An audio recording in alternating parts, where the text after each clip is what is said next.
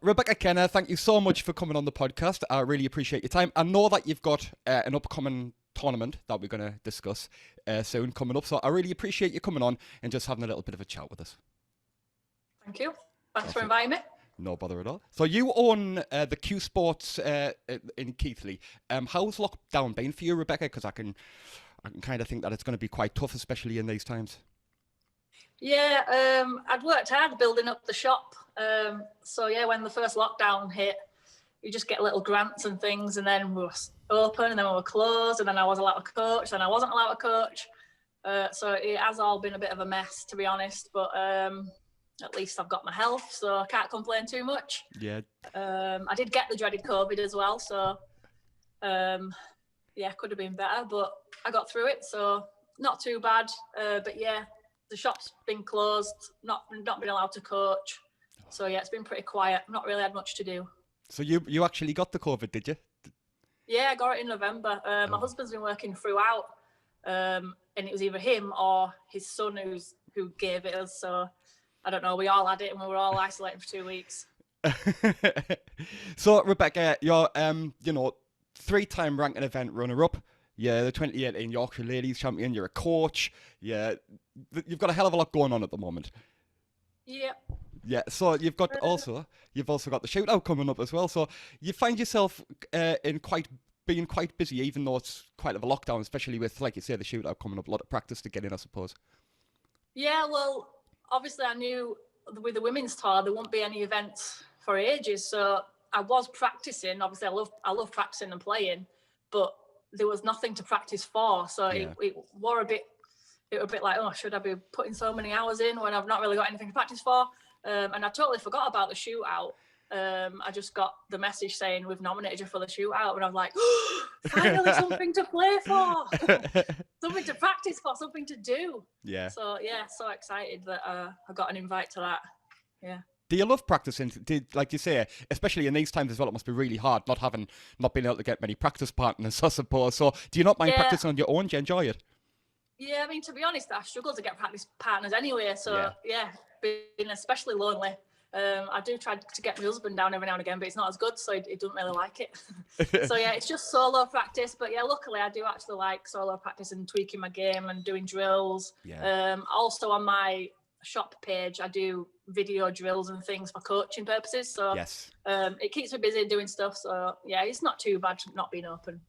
So where did it all start for you, Rebecca? When did you first kind of pick up a cue and decide that this is what you wanted to do? Well, it was a bit by chance, really. I just played pool as a youngster and played in the local pubs and clubs. And then I joined the snooker team with my dad. We just used to play in the club. So I only really played at club level. But in 2015, I used to play football as well. I had a really bad injury. Oh. And unfortunately, my dad passed away. So I kind of just dived into snooker a bit more. So I thought I'd just enter my first tournament. So I entered in February 2016, I think it was, the first women's tournament, and I got quite far, and I thought I'd just go there and not win a frame, to be honest. Yeah. So when I went there and I saw that I was actually pretty good, I thought, right, well, I'll just dive into this and give it a go. So then I started actually doing drills and stuff. I'd never before that done a practice drill. I'd only ever just played at the club with my dad. And yeah, then I decided, well, if I wanted to be at the top, I needed my own table. So I just tried to get my own table, and then it's just worked out that I've just done it as a shop. So, the shop can pay its rent, and then I can just play snooker all day. Yeah, could be worse. Yeah. So, but your cueing action's it's a very snooker-esque cueing action, very, very straight, very rigid. There's not much movement on the shot. So did that come naturally, or was that something you had to work on? I've always been a good long potter. I think it's more of a testament to the fact that I used to play with a pool cue, and it was a really small tip. So for my accuracy, I needed really straight cueing. Sure. So I think I'm quite lucky. It's actually come quite naturally. So then when I've adapted to a snooker cue size ferrule, stun shots have come a lot easier, and the game's a little bit more easier to do now. I'm playing with the right cue. So I totally gone away from the pool side of it once I dive into snooker, and I haven't touched a pool table since. So yeah, I'm now a snooker player.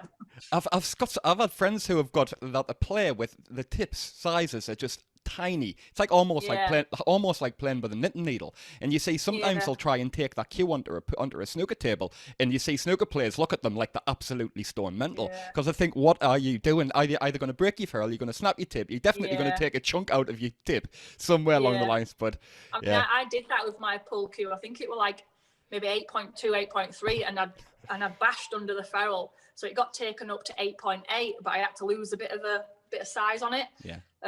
But yeah, you shouldn't really play with anything around 8.5, because you will just bash the ferrule in. But for accuracy, it is more helpful. But yeah, you lose the fact that you shouldn't really play with that size tip for that size ball. So there's a compromise to be had. Were you a snooker fan growing up? Yeah, my dad used to always watch it on the TV, so I used to got my dad's on a weekend and it'd always be on. I was a big Hendry fan. I always wanted Hendry to win.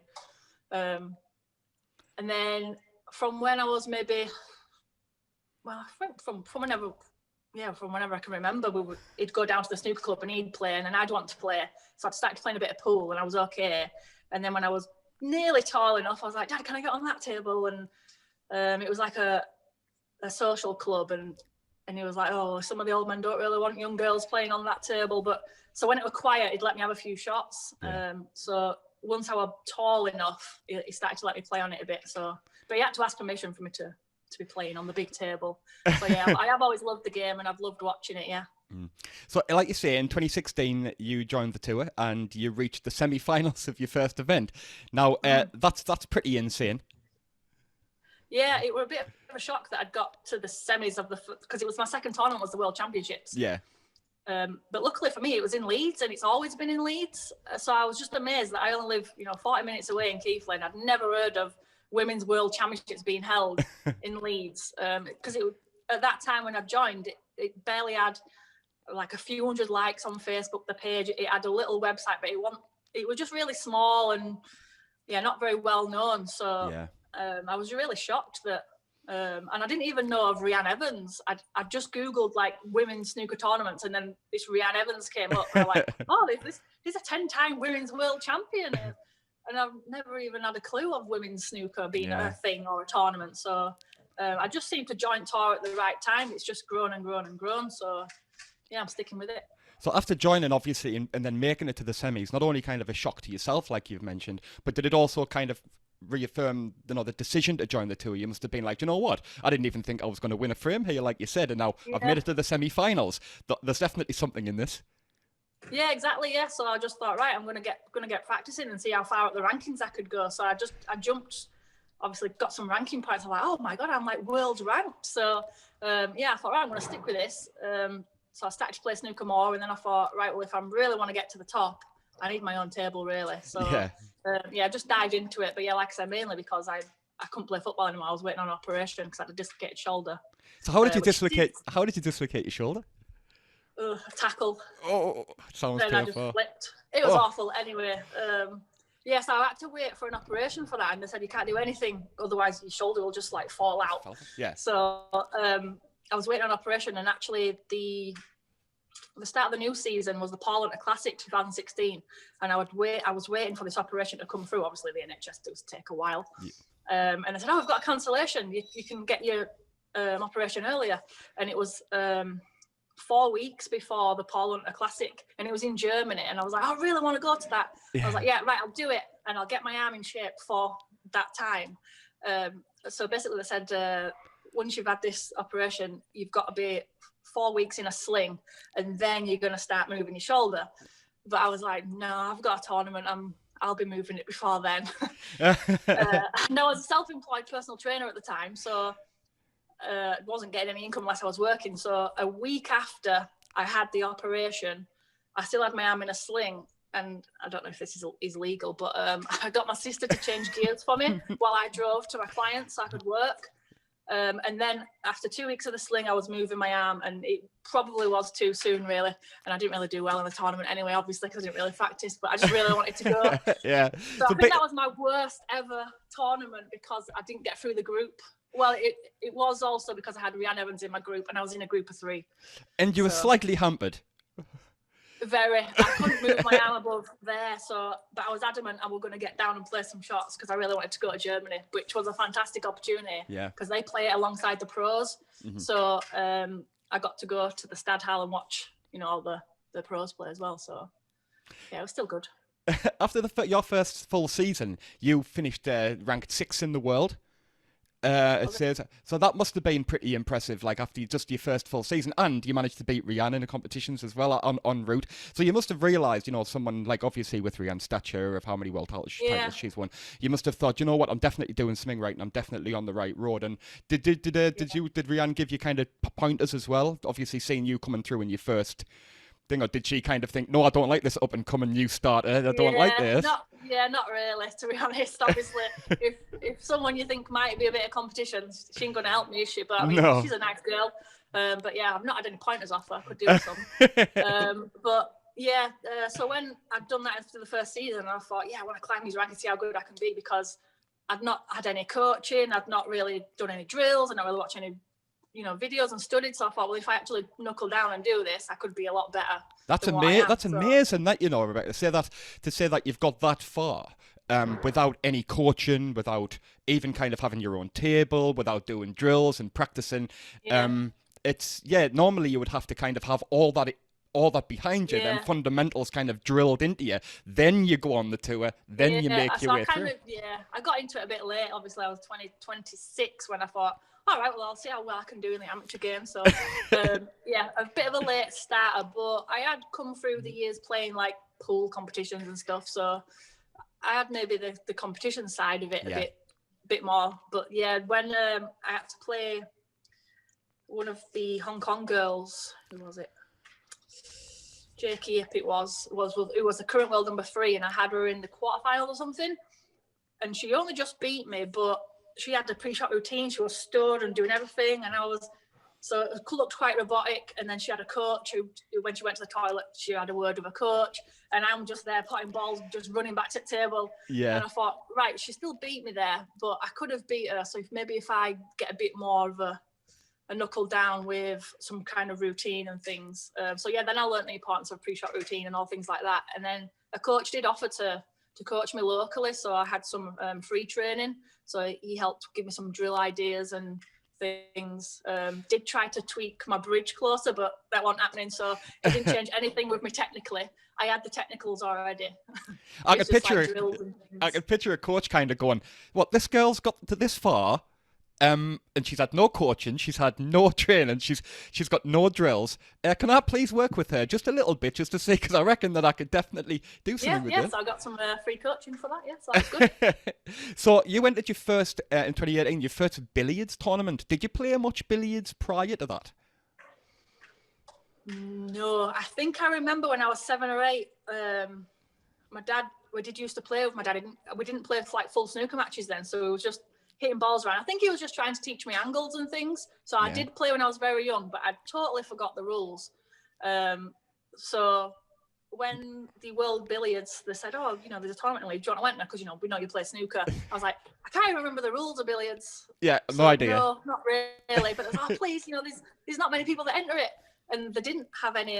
I think, I don't know, maybe 8 or 10 entrants, something like that. Not many at all for the women's side. So I was pretty shocked. That one, I think I came runner up. You did, yeah, against Emma Bonney, who's she doesn't lose many. Multiple world champion. Then I played her in. Then they played a different kind of billiards. This match play or something. When it was to go to a certain amount of points, and then I won that, but Emma Bonney wasn't there. So. But that's it. Another first and another final, starting to become a bit of a trend. So, yeah. Yeah, I seem to just always get to the back end of tournaments, semi-finals, finals.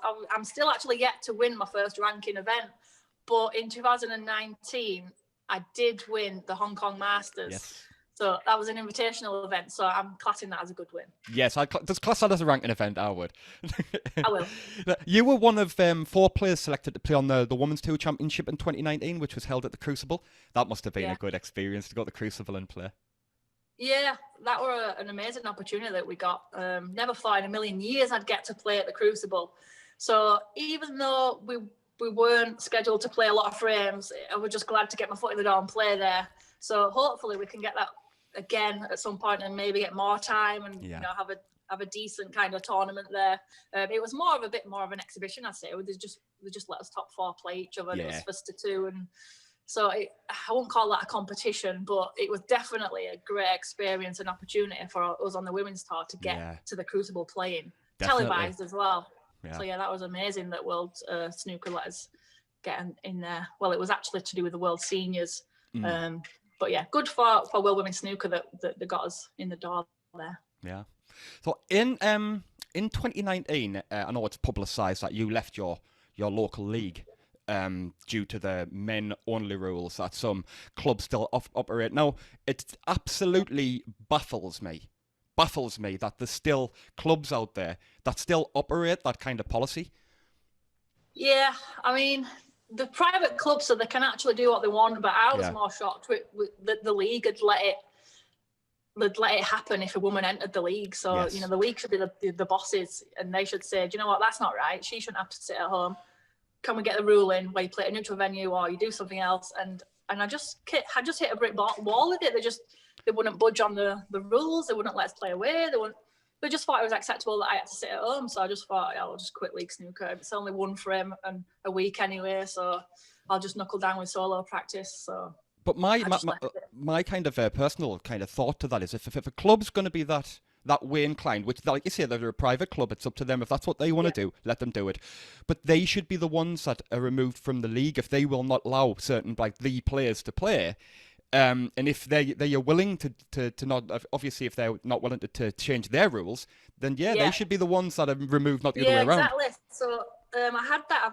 I asked a lot of people up and down the country who'd had that, and they said, we just say if you don't let them in, you're kicked out of the league. That's it. Brilliant. So if they would have actually had a backbone and said that, I think they'd have gone, right, well, do you know what? We do need the income. So, okay, we'll let her in for the match and then she can go, which would have been fine. So, I mean, I tried to get that rule in. They didn't want that. And then even the neutral venue rule. So then they aren't losing out because they hadn't had to quit the league. I ain't losing out. I'm getting to play. They said, nope, can't have that because they're going to lose out on their revenue on that Thursday.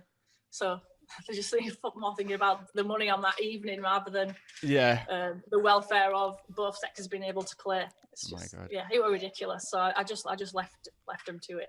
Regarding that, have you kind of found that throughout your career, has it been a lot more open-minded, or is it a lot more ingrained than people think regarding sexism in pool and snooker regarding women?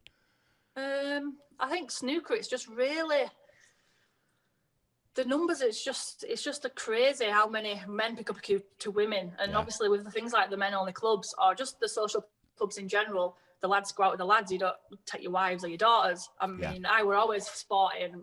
My dad always went to the pub and club, so I followed him. So, but not everyone has that. Also, just as a youngster, if you're watching snooker on TV and all you see is men playing, like I thought, women don't play on the pro tour. So if you never see it, you're never gonna get accustomed to it and then pick up a cue. So when I used to go to different clubs practicing. A lot of men would stare and be like, "Oh my god, a girl's playing snooker." Not only that, she's winning. Yeah, they're quite shocked. I mean, when I first played on like the pool in the pubs, like I was about 10, 11, 12, going around the pubs, and none of them wanted to play me. They were like, "Oh no, not the little girl," because they would lose as well. So they didn't like it because obviously it's an ego thing as well. Of course. But I'd never really experienced sexism like you can't play on there, you're not doing that, except for with these men-only clubs. So it is strange that it's still allowed, and very strange for a league not to say, you know what, you have to let both sexes in or this will happen. So it's a shame that we still have to face that. Well, I had a multiple world pool champion, Emma Cunningham, on, and Emma mentioned the same thing as regarding just coming through, playing from a very young age. Exactly kind of what you've said, at a very young age, obviously great players coming through. And she said she suffered with her coming through the ranks as well. But hopefully, we get to a stage where I don't know whether it's just, it gets to a stage where people just kind of a little bit more open-minded. But I don't know. Yeah. I know where you're coming from because, like you say, a lot of guys go out together for a few drinks, and a 9-year-old girl coming in and beating them might take it. I can see. Yeah, I mean, even when I was playing in the club with my dad, there were some old men who they always looked at me like, she shouldn't be on the table, and things like that. But it was weird, even when in the shop, when I'm working here, this is my shop, I'm the only one who runs it. Yeah. Men will come in and they'll assume I don't know nothing about snooker, or I want my tip doing like, and I'm like, is it anybody who can do the tip for us? Yeah. Yeah. And it was so funny the other day. I had to put it on Facebook. It was so funny. Some guy rang, and I said, "Hello, CueSpots Yorkshire." And he just put the phone down on me. I thought, "Oh, maybe it's a bad line." I rang him back. Said, "Hi, I've just missed your call. It's CueSpots Yorkshire." And he went, "Oh, yeah. I was just really shocked that a woman just answered the phone to the shop." I was like, "Wow, you are so shocked you put the phone down." I mean, you could be a little shocked and go, "Oh, that's weird, a woman answering the phone." Yeah. But anyway, I'd like my tip doing it, and it's like. It's my shop. That a woman could own a snooker shop. Yeah, mental. Yeah. When did you get into coaching, Rebecca? Because I noticed that you're a well-respected coach as well. Yeah, I think maybe on the second year on the tour, 2016, 17. I think a lot of the girls had done the level 1 the year before, and I'd just missed it. And I said, I'm interested in doing that. Because I am a personal trainer and I'm a sports coach. So on the coaching side and teaching side, that's what I do. So, and then because I got into snooker, I started to look at more of the technical side and appreciate between the things. So I knew that I could be a good coach. So, I got put on the level 1 and then they saw that I was actually keen on actually doing this as a job. So I did the level 2 as well. So once I got my own place, I knew I had a place to do the coaching as well. Yeah. So, so that's when I kind of adapted over from my old job being a personal trainer to then doing coaching full time. Yeah. So once I was all set up on level 2 and ready to teach people in here, then I converted over, and then this is all I do full time now. So that's my main income is the coaching. See, I could see that. I could see being a personal trainer, and then because you're dealing with people that don't know much about certain things. That you're obviously the professional and you're the trainer. So taking that experience of a personal trainer over to snooker, especially a game that you love as well, that you do all the time. I bet it sometimes doesn't. I mean, a lot of personal trainers that I know say it doesn't feel like a job when you're at work. But I bet even more so with you, because you're training people, you're teaching people snooker, and you just happen to be one of the best female players in the world as well. Yeah, exactly. Yeah. So when I first started doing personal training, I was like, oh yeah, I just got to work with my trainers, I just go see people and we do training. So good. But I mean, I'd done that for 6, 7, maybe 8 years, I can't remember. Because I got into snooker more, I just wanted to be around the table. So I kind of like, right, I don't want to be a personal trainer more, I just want to do coaching. It's like I could be on the table all the time, be around snooker, be on the table, be off the table, be looking at the table. So so it just made sense to try go do that full time. So it gave me something to do as well. With regards to, obviously being a personal trainer, you can't really do that when you're 40, 50, 60, but a snooker coach, I could do it when I'm 80.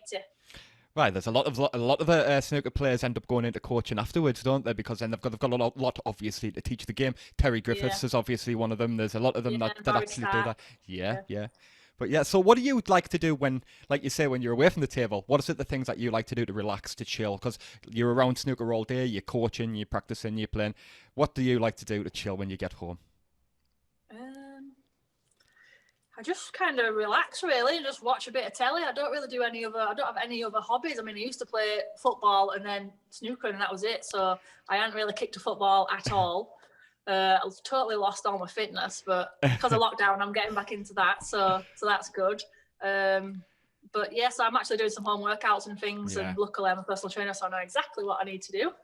Are you a Netflix and chill person? Do you like just chilling out and watching? Yeah, I like watching films and series. My husband's all about Fortnite with his son, so he goes on the computer and I have to watch series by myself, so I'm a bit lonely on an evening doing that, but I don't mind it. I like to relax, so I don't get a lot of time. Obviously, there's always snooker on, so I've always got snooker to catch up on. It never used to be like that, did it? There was never competitions on. I remember when the Worlds used to finish and there was a massive gap, and now it felt like everybody was just kind of getting over the Masters hangover, because it was just it was on for and then the next morning, the league was starting again, and everyone was just like, hang on a minute, it's another competition the next day. This one's even more brutal. It's only first to 2 top groups. Exactly, I suppose it does make it a lot better for snooker to have it on all the time, especially if you're a fan. Yeah, I love having it on all the time. So the husband done is like, I'm like recording. He's like, "What are you watching, Snooker?" Oh, always Snooker. So Oh, I'm going upstairs to play on the computer. yeah, but he's got to give you that. At the end of the day, you are one of the best female players in the world. So the fact that you're watching a lot of snooker, you can kind of say, all right, okay, I'll let you have that one. Yeah, just try to learn. So yeah. So what kind of foods are you into? What do you like? Are you a good cook? Can you cook? Yeah, I do. I spent a lot of my time not really cooking. We were so busy doing the shop and coaching and playing that we were always a bit lazy. So we both put on a little bit of weight at Christmas. So I have started to cook more. And we're on a special diet now. We both need to lose a bit of weight. So turns out I can cook. I just wouldn't cook. So yeah, I've been making loads of stuff. But the diet I'm on, it's like a high fat, low carb diet. Right. So pretty limited, but yeah, it's easy to do. So yeah. I'm not the world's best cook, but I did actually make my first Sunday roast in the first lockdown. Yeah. So that was good. Being a personal trainer, it'll help with your diet as well. You'll know kind of everything. Are you very good when it comes to your foods and stuff? You know kind of everything that way. Because my wife's the same. She's an ex-personal trainer and she's very good at knowing the foods and everything that you can and can't eat. Yeah, exactly. Yeah. So I know the way forward is always low carb. So I know what them foods are. So it's avoiding sugar and things like that. But see, a lot of people say, "Oh yeah, I hadn't eaten sugar all day," but they've had like a sandwich and chips. So I'm like, "Yeah, bread and potato is still carbohydrates." So yes, yeah. So yeah, it's just avoid the carbs and you're all good and you feel a lot better. So yeah. So what's your favorite holiday destination? Where do you like to go? I like to go hot places with water, so anywhere really. We were supposed to go to Tenerife over Christmas, but obviously that got cancelled. We were supposed to go to some other island somewhere, can't remember. But yeah, that got cancelled. But I travel a lot with the snooker, so my husband don't get a lot of holidays, so we've kind of always stuck to like maybe one holiday of our own. And then with the World's Women's Snooker Tour, we've been traveling everywhere. So we went like to Thailand for the World Championships. We've been to Malta. We've been to Singapore. So loads, and we go like Europe, Germany, and Belgium. So we're always traveling with that. So they always feel like mini holidays to me, but my husband says, I want a real holiday, one that doesn't involve snooker. So we need somewhere hot. So anywhere hot for me is lovely. Are you a lie-by the beach person with a drink, or do you like to get out and explore?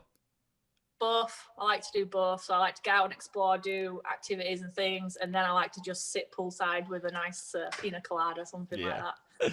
So let's talk 2021 Bet Victor Shootout. So when did you find out that, I know we spoke about it earlier, when did you find out that you were going to be in the event? It's a completely different format to what you used to, shot clock and stuff like that. Have you been practicing at all like that?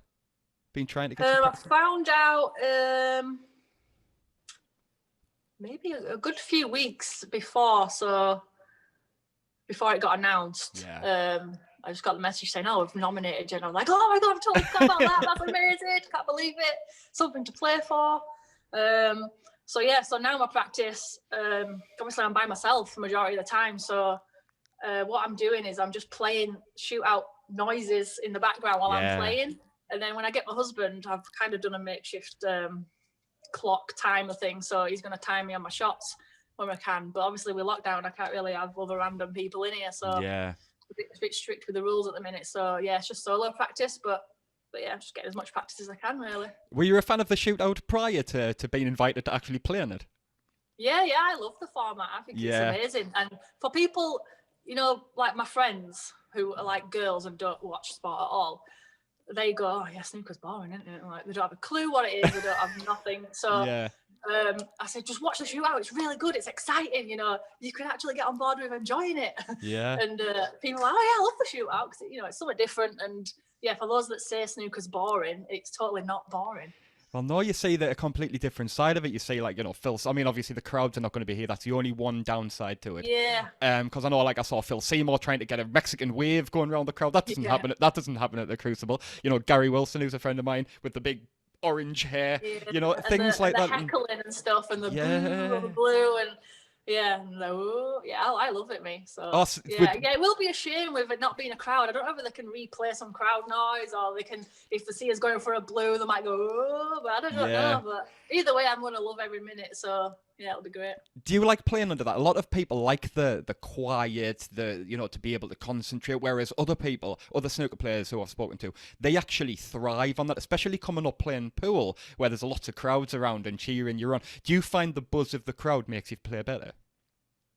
Yeah, I mean, on the women's tour, we never really have any crowds or anything. We're always playing around each other and got to move out of each other's way. So I'm used to being like put off and have people in your eye line or referees walking around. So yeah, if it wasn't like totally silent and there was nothing to put you off, it really don't bother me at all. Actually, when we did play at the Crucible and it was stone dead silent, you could hear yourself, you could hear your heartbeat, and it was like, all right, this is a bit too quiet. So yeah, a bit of noise would be actually quite nice, and I think it'll obviously help with my nerves. Obviously, never played, live TV in that kind of environment, so it's going to be a new experience for me. Obviously, I'm going to try hold my nerves as best I can, and prepare myself mentally for that. But I never know what I'm going to be like till I get there.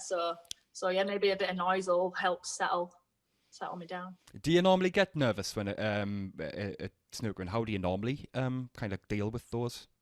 Well, when I first played, I was so nervous. I remember my first ever game. I was playing so bad, and I was like, why am I nervous? And obviously, I wanted to do well, but then I realised, nerves don't actually help you play. All they do is make pockets seem smaller, make your hand go cold and tight. So and I read the one of the books, the Chimp Paradox book about. That's brilliant. I read that. Yeah. Yeah. So if we just base it on facts, so whenever I start to feel a bit nervy about a shot or a frame or a match, I kind of just say to myself, you know what, it doesn't really matter. You just play. And it doesn't really matter what the outcome is. It doesn't really matter what they think of you or what's going to happen. It doesn't really matter. So at the end of the day, I'm playing this game because I love to play. The results, obviously, we want the results to go your way, but if it don't, it's not the end of the world, so there's no need to worry about it. So yeah, I generally don't get nervous anymore.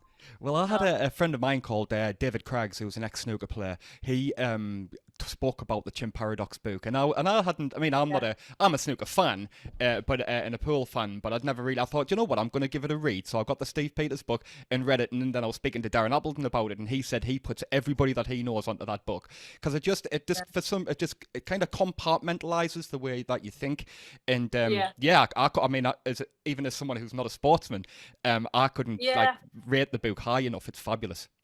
Yeah, exactly. Yeah, so it's not just for sports as well. It's just for like how you deal with life. If you want to look at life emotionally rather than look at the facts, you're going to be getting into arguments all the time. So yeah, I forward I have it on a PDF, so I forward it to everyone and say, read that book. Yeah, you'll be a lot better about it around other people if you read that book. Definitely. So you're playing Germany's former EBSA European Under-21 champion Simon Lichtenberg on Thursday, the 4th of February. Is it the 4th? So that's exciting times ahead. It's only a few weeks away. It's going to be brilliant. Yeah, it seems to have flown by when I found out about it. And then, I don't know, it just seems a bit middle of January already. And I thought, oh my God, I've only got 2 more weeks. But yeah, I mean, it doesn't really matter who I'm going to play. Yeah. It's all about how I play. So if I leave anyone in, they're going to probably score a frame-winning visit. Well, that's what I'm going to anticipate anyway. So it's obviously it's just a strange format as well. So I ain't putting any pressure on myself to do well. Yeah. But yeah, it doesn't really matter who it is who I'm playing. So I know I've got to take my chances or play a good safety. Otherwise, that'll probably end at visit. I don't know if you saw last year, Mink got the invitation with Rianne. All she did was break off, and then the guy got like a 1-3 something. So it was like, that could happen, but so it's just got to accept it. But I might get in first and get a little break. You never know. So all fun. So what's been your favourite victory so far, Rebecca? What's the one that you think back and you think, oh yeah, I'm pleased with that one? It just has to be that the Hong Kong Masters, the Invitational, because it was for the best 16 women in the world. Yeah. And being an invitational event, it was really high quality over in Hong Kong. They paid. Helped pay for flights and accommodation, and they were so welcoming over there in the venue as well. So not just the fact that I won it, even if I'd have lost in the groups, I'd have said that's still a really good tournament that I was able to play in. Yeah.